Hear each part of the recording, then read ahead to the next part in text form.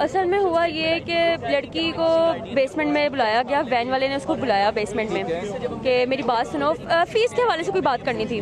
उसके बाद ना नीचे लॉक किया गया पहले, उसके बाद ना गार्ड उधर ही था, गार्ड ने उसके साथ रेप किया, उसने उसका रेप किया। और गार्ड जब उसको पता चला उसने चीखें मारी ना, तब फीमेल स्टाफ की टीचर ने देखा उसको कि ये बहुत इसकी हालत बहुत ही गैर हो गई हुई है। इन्होंने रेस्क्यू वालों को फोन कर दिया फौरन से। जब रेस्क्यू वाली दौराई क्लासेस बच्चों ने सुनी, अब रेस्क्यू वालों की आवाज़, उस लड़की की चीखों की आवाज़ सुनी, फिर भी ये लोग मुकर रहे हैं कि भाई इस कुछ ऐसा सीन ही नहीं हुआ।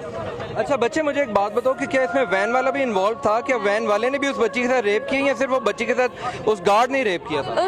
उस गार्ड ने ही रेप किया, लेकिन वैन वाला भी मौजूद था उसके साथ। उसमें वैन वाला भी मौजूद था। गार्ड का नाम ऑन नाम है और वो पकड़ा भी गया है, वो गिरफ्तार भी हो गया है। और लेकिन उसको हमें पता है उसको सजाए मौत देनी चाहिए। बिल्कुल, क्यों? मैं तो कहता हूँ चौराहे में लटकाना चाहिए और इस तरह लटकाया जाए ताकि अगली दफा कोई हमारी बहन बेटी को हाथ लगाए तो 100 दफा सोचे। अगर ये आज मामला डिस्क्लोज हो गया ना तो कल को कोई और फिर से होगा। बिल्कुल ठीक है, अगर ये हो गया ना तो ये हमारे साथ ज्यादती होगी। कैसा इंसाफ है फिर? अच्छा मुझे ये बताओ कि आपकी कितनी स्टूडेंट्स अभी ऊपर हैं? काफी स्टूडेंट्स हैं और उनके साथ क्लासेस में बंद किया हुआ, उनको लॉक किया हुआ बाहर से, उनको धमकियां दी जा रही है, ब्लैकमेल किया जा रहा है कि अगर तुम लोग हमारे कैंपस की बात बाहर निकालोगे तो तुम्हें सस्पेंड कर देंगे। तो बेटे उन पे कोई तशद्दुद भी किया जा रहा है? उनको मारा है पकड़ के, बकायदा स्टूडेंट्स लड़की हैं वो?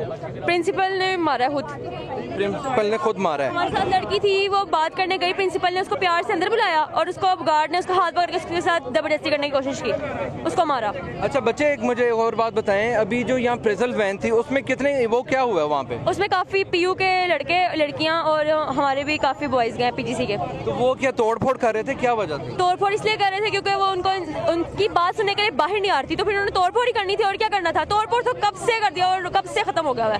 बस वो 9 बजे चाहते थे कि प्रिंसिपल बाहर आ जाए, वो ये कहते कि कुछ भी नहीं है, प्रिंसिपल आकर कह दे, पर प्रिंसिपल इतनी बेगैरत इंसान है, वो निकल ही नहीं रही, लड़कों को भेज दिया। अच्छा बेटे, एक और मुझे बात बताओ कि अब आप लोगों का जो असल मोटिव है वो क्या है, आप क्या चाहते हो? हम इंसाफ चाहते हैं, हमें इंसाफ चाहिए, उस लड़की के लिए इंसाफ चाहिए, क्योंकि अगर आज इसके लिए इंसाफ नहीं उठेगा ना तो कल को किसी और माँ बहन के साथ भी हो सकता है, और हम नहीं चाहते कि अगला केस भी उठे। अच्छा कुछ रूमर्स आ रहे हैं जी वो बच्ची फोत हो गई है, कुछ ऐसा है इसमें? कुछ कंफर्म नहीं है हमें कि वो उसकी डेथ हो गई है या।